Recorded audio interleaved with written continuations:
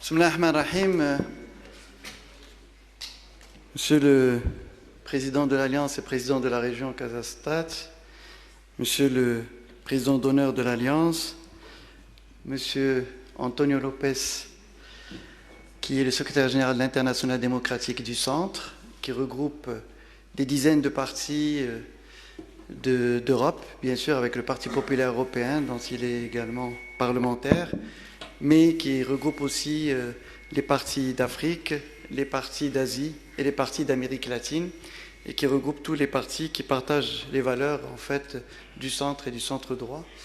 Et en même temps, Monsieur Antonio Lopez, qui est un grand ami, et il a été pendant 20 ans secrétaire général du Parti populaire européen, et en même temps, je dirais, il a toujours été d'un grand soutien en fait pour la vision que nous partageons tous pour une Euro-Méditerranée prospère et un véritable soutien également aux causes que nous défendons et un véritable appui au Parti Istiqlal, puisque nous avons signé dès 2010 un accord de partenariat avec le Parti populaire européen et nous avons adhéré à l'Internationale démocratique du Centre dès 2004.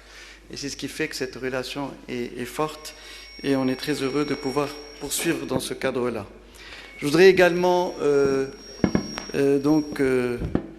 souhaiter la bienvenue à Madame la Ministre, Messieurs les Ministres, Messieurs les membres du comité et Madame les membres du comité exécutif du Parti Istiqlal, les Messieurs et Madame les députés, Messieurs également les élus et Madame les élus également, et évidemment tous les membres de l'Alliance de l'Alliance des économistes istiqlaliens, sans parler bien sûr de tous nos amis de la presse ici présents. Et je voudrais, si vous permettez, avant de rentrer dans le vif du sujet, vous dire que je voulais tout d'abord vous remercier les membres de l'Alliance. Il y a quel monde qui... Pardon, le micro. Voilà, tournez de l'autre côté. Donc, les membres de l'Alliance, je voudrais les remercier d'être présents ici parmi nous, mais aussi d'avoir joué un rôle très important pendant la campagne électorale en travaillant et en appuyant le Parti Istiqlal pour l'élaboration de son programme, pour l'élaboration également de notre proposition pour le nouveau modèle de développement. Et je suis sûr que beaucoup de gens ici présents sont heureux de retrouver, je dirais, beaucoup des mesures et en même temps des propositions qui avaient été faites dans le cadre du programme électoral, les retrouver dans le cadre du programme gouvernemental que nous sommes en train de mettre en œuvre. Et encore une fois, merci. Je voudrais, si vous permettez, pour aborder le sujet, vous dire que, évidemment, en arrivant au gouvernement, nous avons été affrontés à un certain nombre de chocs. Le choc, évidemment, qui avait démarré, qui s'est poursuivi, qui est la crise sanitaire. Le choc climatique avec une sécheresse aiguë, c'est la pire sécheresse qu'a connue le Maroc depuis l'indépendance. Et sans parler, bien sûr, du choc lié à la guerre en Ukraine et également à ses répercussions donc, au niveau mondial. Il faut dire, sans parler, bien sûr, et ça a été rappelé par mon ami Antonio Lopez, sans parler de la reconfiguration qui est en cours. Et on a des éminents spécialistes parmi nous aujourd'hui du nouvel ordre mondial. Et on est en pleine recomposition finalement donc, du monde et qui rendent les choses encore plus complexes pour pouvoir donc se positionner et prendre sa place et la place qu'on mérite dans le cadre de ce nouvel ordre mondial. Tout ça fait qu'aujourd'hui, en fait, évidemment, la crise en Ukraine et la guerre en Ukraine nous a particulièrement affectés à plusieurs niveaux. Tout d'abord, la flambée des prix de première nécessité, notamment les prix des produits pétroliers et également les prix des céréales. Et vous savez que le Maroc est importateur, surtout cette année où nous avons eu une sécheresse particulièrement importante, avec une crise alimentaire qui se profile à l'horizon et qui a aussi des impacts énormes sur un certain nombre de pays. Il se trouve que notre pays a eu la chance en fait d'avoir une diversification de nos sources de production et de nos sources d'importation, et que je dirais l'Ukraine et la Russie ne représentaient que 25% finalement de nos importations, donc ce qui nous a permis de subir un peu moins ce choc, mais il n'en demeure pas moins que le choc est là puisque les prix ont explosé au niveau mondial. Et puis, bien sûr, le risque de ralentissement économique mondial qui commence à se faire valoir avec une baisse et une récession aujourd'hui dont on parle, qui va nécessairement affecter la demande internationale adressée à notre pays et auquel également il faudra faire face. Et nous avons considéré que pour pouvoir véritablement répondre, et c'est l'objet de mon propos aujourd'hui, nous allons fêter bientôt 1 an donc, au gouvernement, et il est important d'être dans une logique de reddition des comptes et d'expliquer qu'est-ce que nous avons fait pour faire face à ces effets, je dirais, négatifs et à ces enjeux majeurs que nous avons au niveau international. Et nous avons considéré qu'il était essentiel pour faire face en fait à cette crise et pour saisir aussi les opportunités qui se présentent grâce à cette crise, d'agir sur 3 niveaux. Le premier niveau, c'est celui de la stabilité et de la résilience, parce que nous considérons et nous avons considéré qu'il était essentiel de soutenir la demande et de répondre en fait aux différentes urgences liées à la crise hydrique, liées également à la crise alimentaire, pour pouvoir, je dirais, donc maintenir et stabiliser et renforcer en fait la stabilité du pays. Deuxième axe sur lequel nous avons agi, c'est l'équité et la solidarité qui étaient inscrites dans le cadre de notre programme électoral et dans le programme gouvernemental à travers ce qu'on a appelé l'État social et le renforcement de l'État social, en fait, c'est l'État-providence, en renforçant en fait la protection sociale et en veillant à une meilleure réduction en fait des disparités territoriales. Et le troisième axe sur lequel nous avons agi, et là, si vous permettez, je voudrais qu'on explique et que j'expliquerai ensuite le concept, c'est en fait agir dans le sens de renforcer notre souveraineté nationale, et de l'élargir également dans une logique de souveraineté régionale. Et je vais expliquer un peu tous ces éléments. Alors, concernant donc le premier axe qui est stabilité et résilience, l'un des premiers points que nous avons eu à porter et à mener, ça a été le soutien au prix des produits de première nécessité, des produits de première nécessité.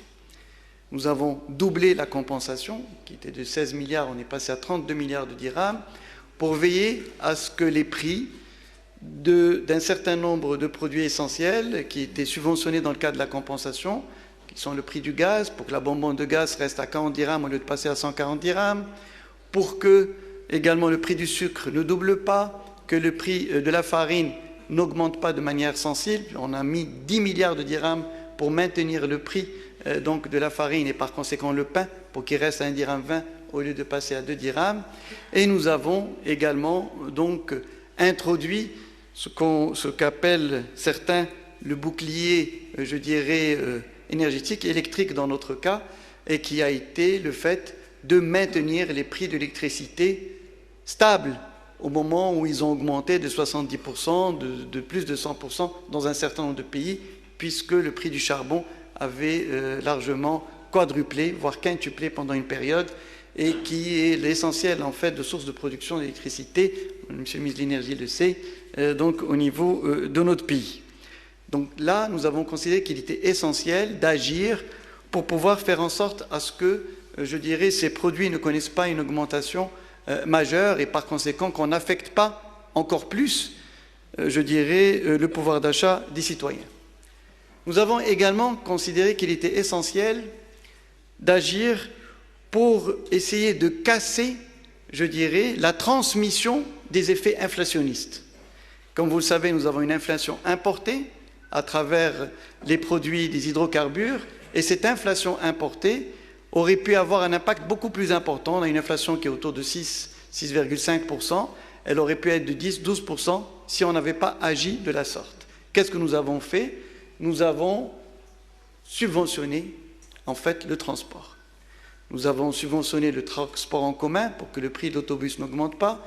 Nous avons subventionné le transport des voyageurs. Nous avons subventionné également, je dirais, le transport des marchandises pour éviter qu'il y ait une augmentation massive des prix au niveau des marchés et par conséquent réduire l'impact de l'augmentation donc des prix des hydrocarbures et donc de l'essence et du gazoil donc sur le citoyen et par conséquent réduire et limiter la transmission des effets inflationnistes liés à cette inflation importée.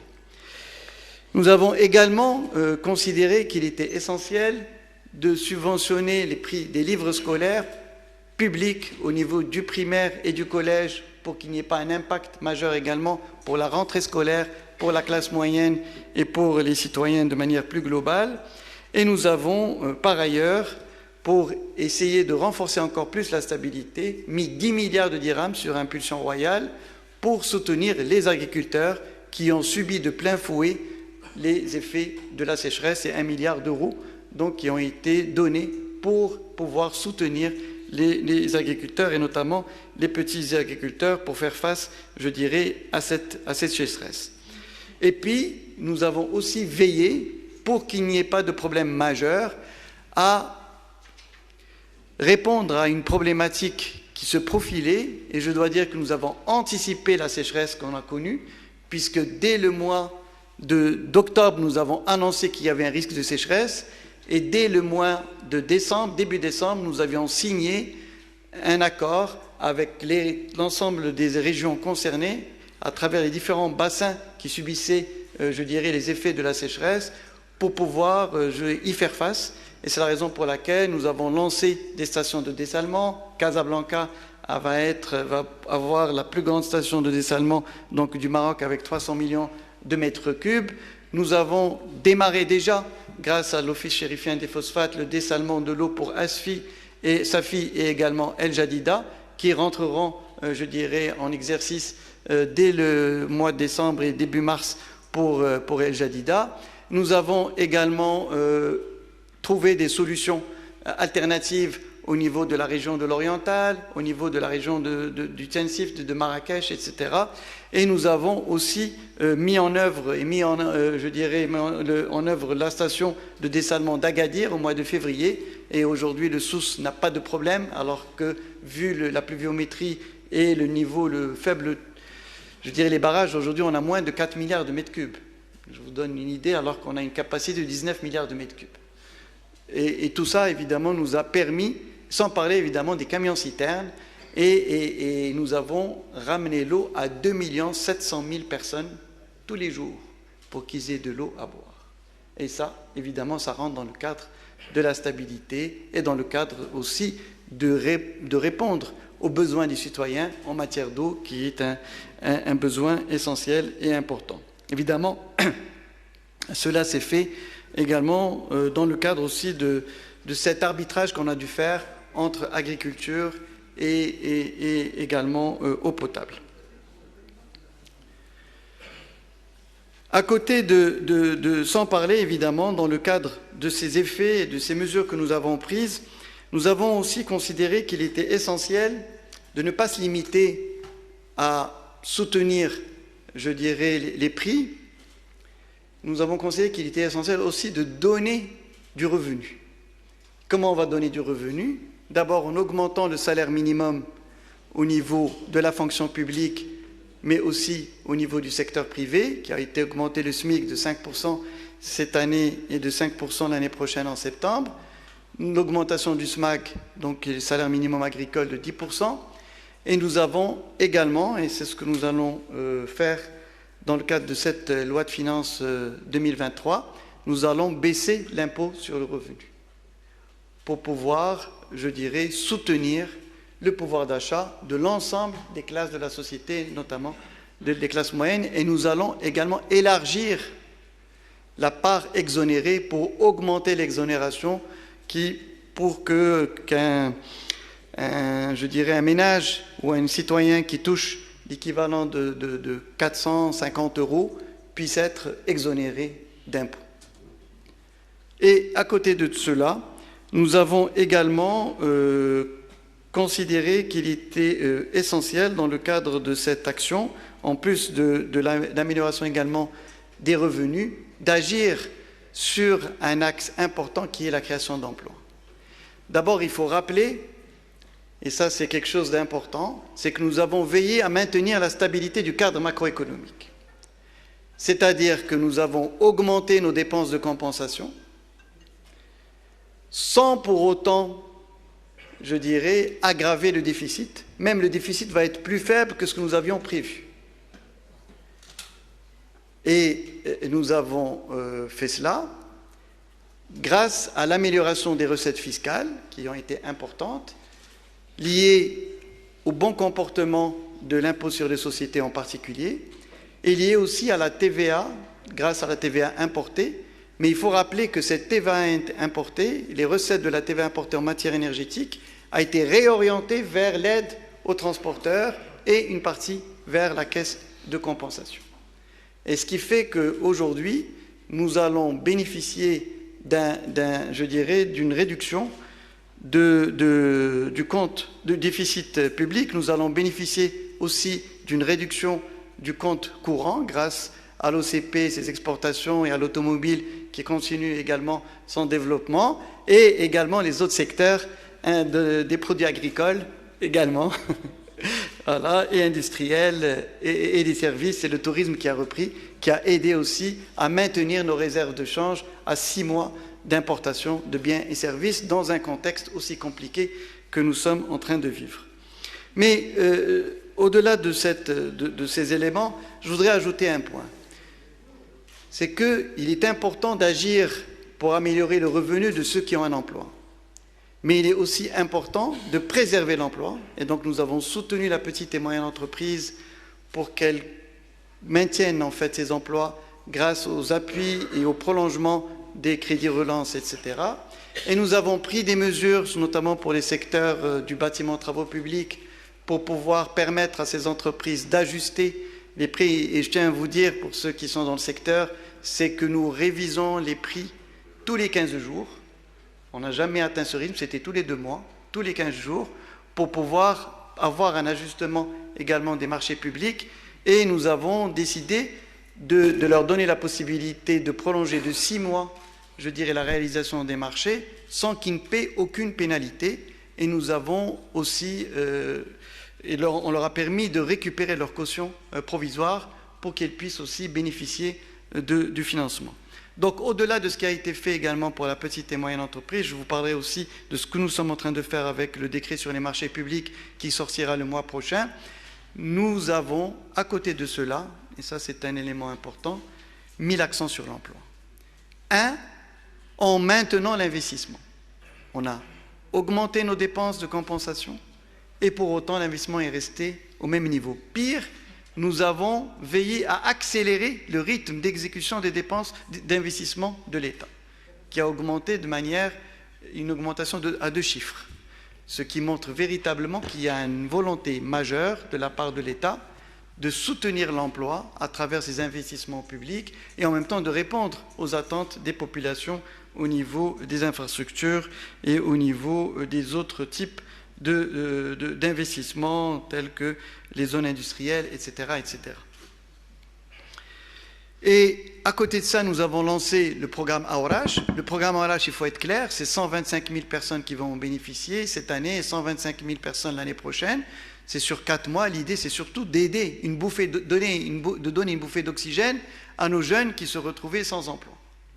Sans parler, bien sûr, du programme Força, pour aider les jeunes à créer leur propre entreprise, et Intelaka qui continue de pied ferme pour pouvoir répondre en fait à cette volonté, cette envie de création d'emplois parmi les jeunes. Et aujourd'hui, il faut le dire, les 6 premiers mois ont été particulièrement, je dirais, générateurs d'emplois, puisque au niveau des secteurs autres que l'agriculture, nous avons généré plus que 240 000 emplois en 6 mois.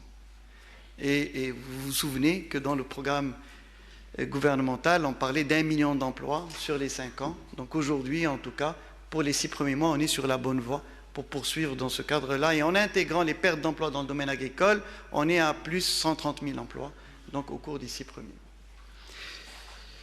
Et bien sûr, le taux de chômage a baissé de ce fait.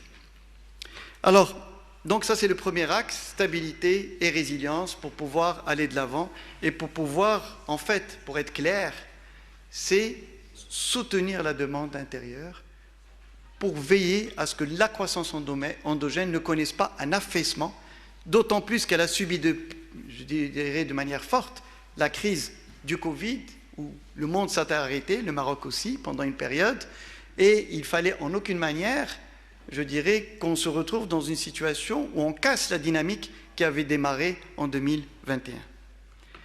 Le deuxième élément clé, c'est l'équité et la solidarité.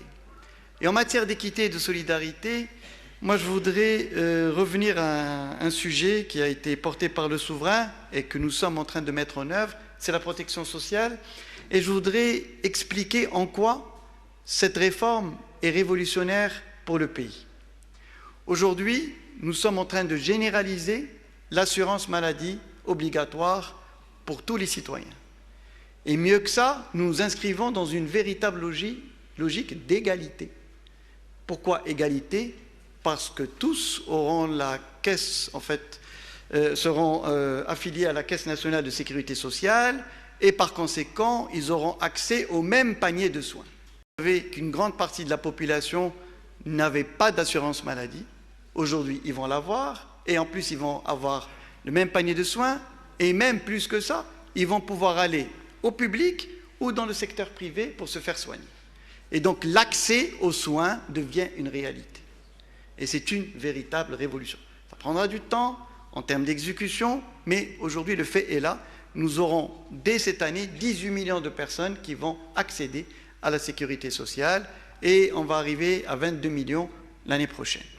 Donc, ce qui va constituer un changement important. Et vous le savez, c'est aussi un revenu indirect qui est donné aux citoyens parce qu'il y aura une prise en charge de 100%, 80%, 60% des frais de santé, alors que certains payaient 100% de leur poche et certains s'endettaient pour se faire soigner.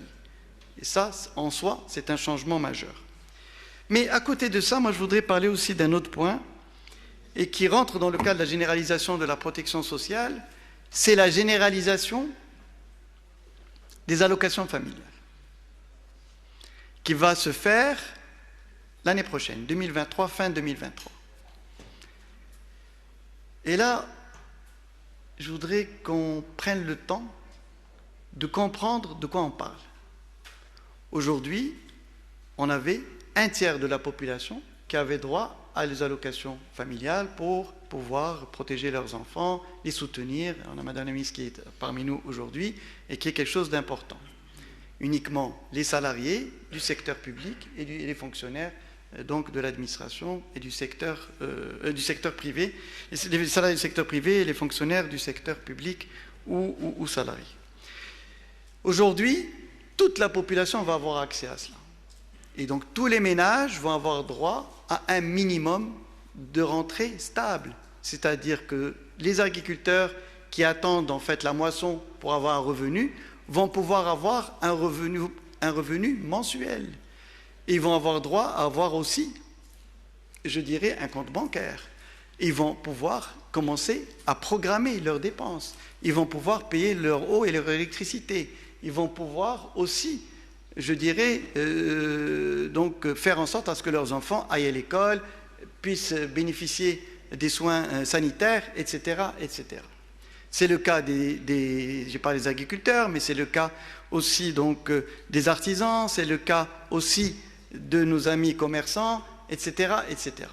Et donc, ça c'est un changement qui est radical, puisque ça sera un minimum, avec 2 enfants, on aura un minimum de 300 dirhams par mois, et qui permet véritablement, de combattre la pauvreté de manière certaine, et deuxièmement, surtout, de les intégrer dans la sphère économique pour être, je dirais, des consommateurs et en même temps agir dans le sens du soutien à la demande.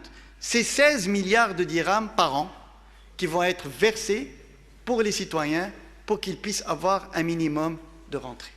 Et même les ménages qui n'ont pas d'enfants vont avoir ils vont avoir un minimum de revenus grâce à ce mécanisme. Alors, qu'est-ce que ça implique? Ça implique aujourd'hui, et ça c'est un point parce qu'on souffrait toujours de cela, et ce qu'on est en train de souffrir cette année le montre pleinement, c'est que quand on a une mauvaise année agricole, nous avons une perte importante de revenus du monde agricole et par conséquent une perte importante de la demande et qui impacte largement notre croissance économique. On a réduit la vulnérabilité parce qu'il y a eu une diversification au niveau de l'agriculture où on ne dépend plus que de la céréaliculture et c'est ça qui nous a permis de réduire sensiblement la part de la céréaliculture dans la valeur ajoutée agricole qui est aujourd'hui que 20% alors qu'elle représentait plus de 60% par le passé. Mais en plus, aujourd'hui, avec cette aide directe, et il y aura un registre social unique dans ce sens, conformément aux orientations royales, on va permettre de maintenir un minimum de consommation au niveau du monde rural. Parce que le monde rural, 80% dépend des revenus agricoles. Aujourd'hui, ça sera un revenu qui sera stable, assuré. Et par conséquent, cela permettra de réduire largement l'impact des années de sécheresse sur notre économie et donc sur la croissance et par conséquent sur l'emploi au niveau du pays. Sans parler bien sûr du fait que ça aidera aussi à répondre à notre attente toujours au niveau de notre parti qui défend l'égalitarisme social et économique et ce qu'on appelle l'économie sociale de marché, n'est-ce pas mon ami Antonio Lopez, c'est qu'on va aussi répondre à donner un minimum finalement de dignité pour ces citoyens qui ont besoin de ce soutien pour pouvoir, assurer un minimum leurs besoins. À côté de ces éléments donc liés à l'équité, à la solidarité à travers la protection sociale, je tiens à dire en parlant de solidarité entre guillemets, entre parenthèses, c'est que nous avons remis en place la contribution de solidarité pour les grandes entreprises et la fameuse taxe sur les super-profits dont tout le monde parle aujourd'hui au niveau de l'Union européenne, nous on l'a faite en octobre dernier. Et aujourd'hui, en fait, cette taxe, c'est elle qui nous permet de financer la protection sociale, en tout cas en partie. Et cette généralisation. Et que nous allons poursuivre sur cette voie pour pouvoir donc d'abord la maintenir tout au long de cette législature, mais en plus de cela, nous allons aussi veiller à ce qu'il y ait, une imposition qui soit encore plus dans le sens de la progressivité pour pouvoir répondre également à cette attente et assurer cette solidarité qui est nécessaire donc au niveau des différents, sans parler bien sûr de l'élargissement de l'assiette qui rentre aussi dans ce cadre-là. Mais à côté de ces éléments, moi je voudrais parler aussi d'un autre grand axe que nous avons, c'est celui de la réduction des disparités territoriales. Et je dois dire aujourd'hui, pour être clair, que la charte d'investissement qui est en cours de discussion aujourd'hui au Parlement s'inscrit parfaitement dans cette logique. Pourquoi elle s'inscrit dans cette logique? Parce qu'elle a intégré, en plus du soutien, au secteur d'activité, le soutien de l'investissement dans les territoires, et notamment dans les territoires les plus reculés. Et mon ami Riyad, ici présent, s'il met une zone industrielle aujourd'hui dans une zone reculée, comme par exemple Figuig, il aurait un mal fou à amener des gens investir là-bas. Par contre, s'ils ont des avantages beaucoup plus importants, il y a des chances que certains investissements puissent s'installer là-bas. Surtout aujourd'hui, j'ai parlé de Figuig parce que nous allons avoir le port Nord-Ouest qui va démarrer en 2024 et qui a un certain nombre d'opportunités qui s'offrent donc autour de la région et qui permettrait de créer une véritable dynamique en termes d'export pour monsieur le président de l'association des exportateurs pour pouvoir aujourd'hui avoir cette diversification territoriale de nos investissements parce que la nouveauté qu'il y a eu, c'est que nous n'avons pas été dans une logique de soutien, aux régions, nous sommes allés dans le soutien aux provinces pour faciliter en fait cette dynamique et toute une carte va voir le jour aussi pour pouvoir définir où se trouveront les futures zones industrielles et la loi est en cours de discussion aujourd'hui. Ces zones industrielles vont être durables et vont répondre aux critères de l'Union européenne pour assurer qu'ils répondent en fait aux normes donc environnementales donc à l'avenir, et donc l'efficacité hydrique, l'efficacité énergétique, la réutilisation des eaux usées s'inscrivent dans le cadre de cette logique, n'est-ce pas, Madame la Directrice? Donc nous sommes dans cette dynamique pour pouvoir faire en sorte à ce qu'on puisse aussi assurer un droit, le droit à l'investissement et le droit à l'emploi dans les zones reculées du Royaume. À côté de ces éléments dont j'ai parlé, donc équité et solidarité, moi je voudrais revenir sur un troisième point, et le souverain en a parlé de manière assez forte, c'est le besoin d'avoir les stocks stratégiques. Il en a parlé en octobre, et on a vu, juste après avec la guerre en Ukraine, le besoin finalement de renforcer cela. Et en fait, dans ce cadre-là, il y a bien sûr tout ce qui a trait, je dirais, à la souveraineté sanitaire. Aujourd'hui, dès le mois de novembre, nous allons commencer à produire des vaccins contre le Covid, mais aussi d'autres types de vaccins au Maroc, et qui serviront également pour le continent africain.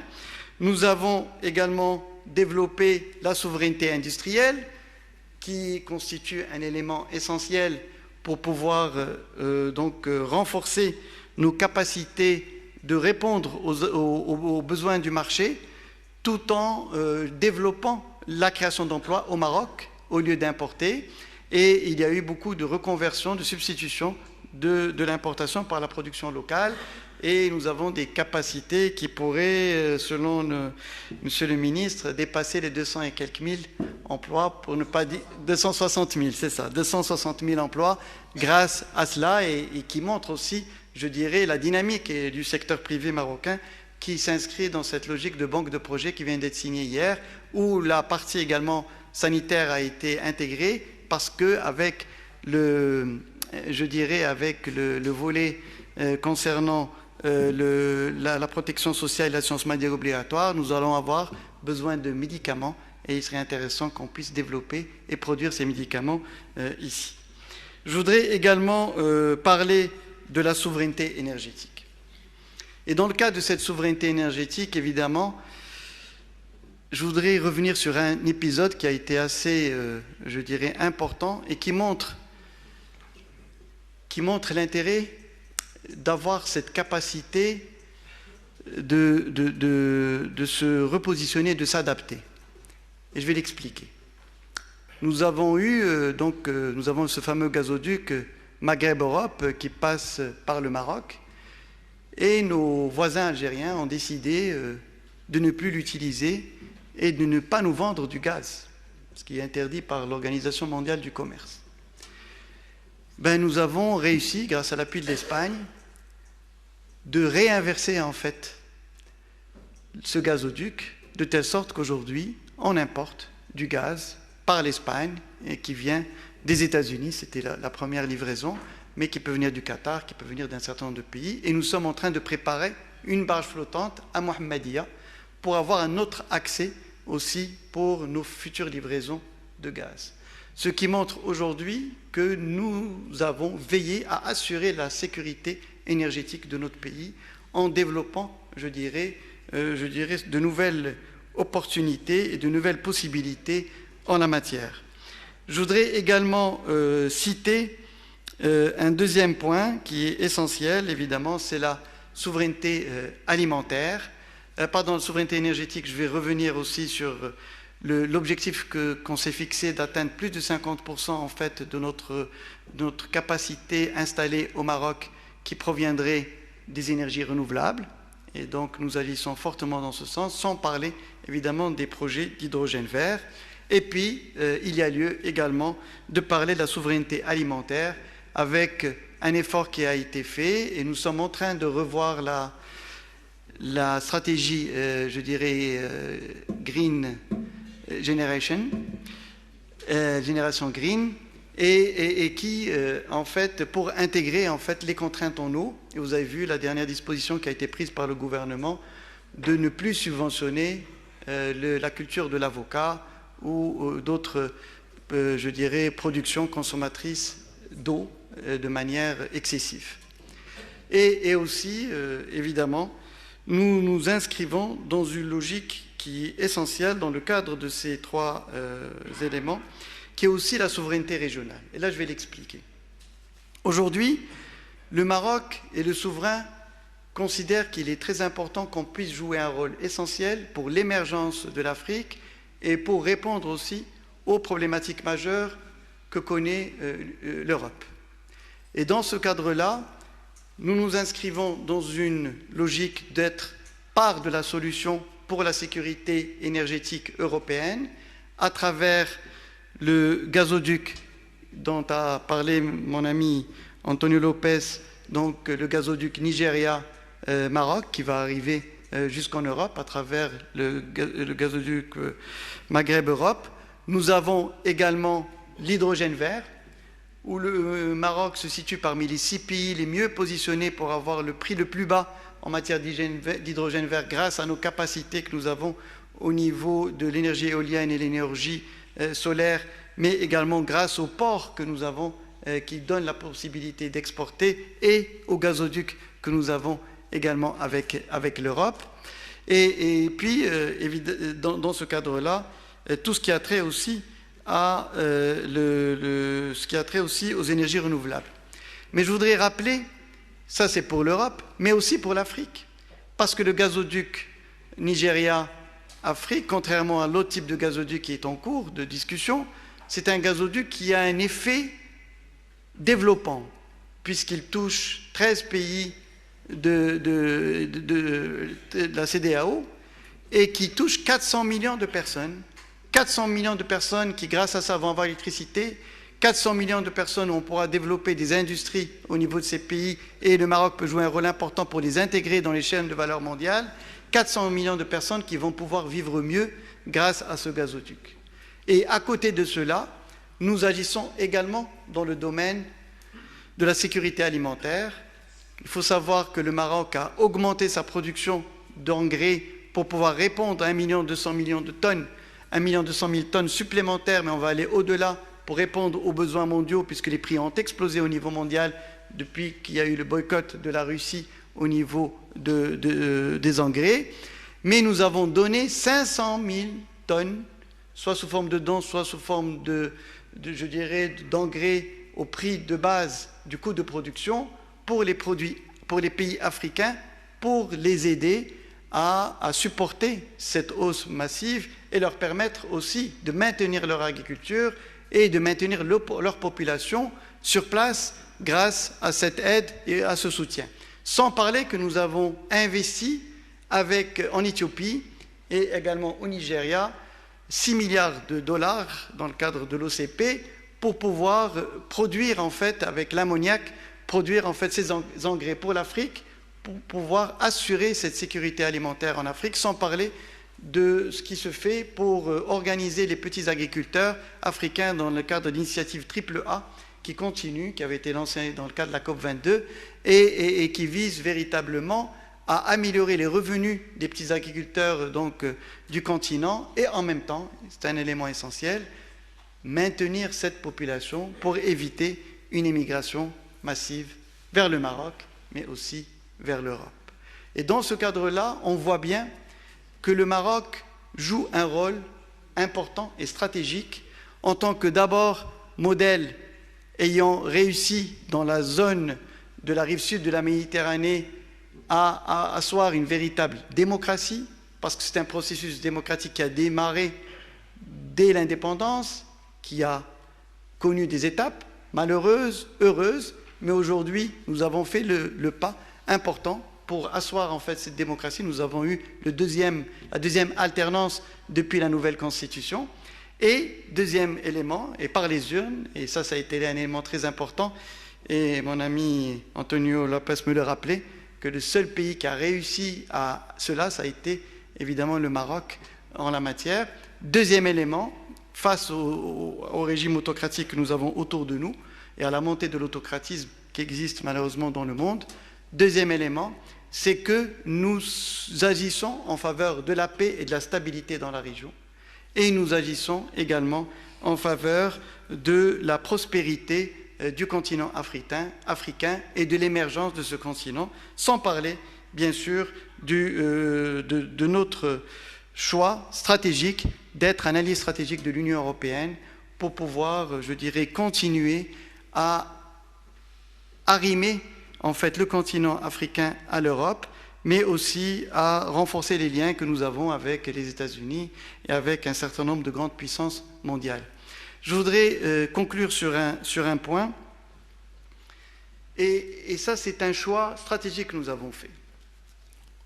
On ne peut pas vraiment répondre à toutes les attentes, d'autant plus dans un climat de crise internationale qui affecte évidemment notre pays. Mais nous avons considéré qu'il était essentiel de mettre l'accent sur certains axes prioritaires. Le premier, ça a été évidemment l'éducation. Nous avons considéré qu'il est essentiel de gagner et de mener à bien la réforme de l'éducation, et aujourd'hui nous sommes en train de négocier avec les syndicats donc un nouveau statut de l'enseignant pour introduire la notion de productivité, la notion d'efficacité, la notion de renforcement des capacités des enseignants et évidemment d'amélioration de la pédagogie, d'introduction du numérique pour pouvoir faire en sorte à ce que nos enfants puissent être au rendez-vous avec l'histoire et avec les besoins que nous sommes en train de créer grâce à la dynamique économique que connaît le pays. Deuxième priorité, c'est la santé. Et aujourd'hui, la santé, en fait, on vient avec une nouvelle logique et une réforme majeure. Nous avons augmenté de 30% les salaires dans le secteur de la santé pour d'abord améliorer l'attractivité dans le secteur public et aussi, il faut le dire, malheureusement, nous avons 600 médecins par an qui vont en Europe et donc il y a besoin de les maintenir dans notre pays en leur offrant des capacités et des possibilités d'agir dans leur pays et d'améliorer aussi leurs revenus et se projeter dans l'avenir. Mais nous avons aussi, à côté de ça, introduit, dans le cadre de ce qu'on a appelé l'équité, introduit la notion de régionalisation de l'acte de décision en matière de politique sanitaire, pour faire en sorte à ce que, dans chaque région, qu'on ait un centre hospitalier universitaire qui pilote toutes les, toutes les actions en matière de santé au niveau de la région et qui assure les liens avec les autres établissements de santé, qu'il s'agisse d'hôpitaux provinciaux, régionaux ou des centres de santé, etc. Et puis, à côté de ça, évidemment, nous avons donc mis en place une agence des médicaments pour assurer aussi une meilleure gestion des médicaments et faire en sorte à ce qu'on puisse être au rendez-vous avec cette réforme majeure. Et le troisième grand axe, évidemment, j'en ai parlé déjà, c'est la protection sociale et c'est cet état social dont on parle pour pouvoir veiller à ce qu'on puisse avoir une véritable citoyenneté et que les droits qui sont inscrits à la Constitution, comme le droit à l'éducation, le droit à la santé, le droit à une vie meilleure, soient une réalité, la dignité pour tous. Et je vous remercie.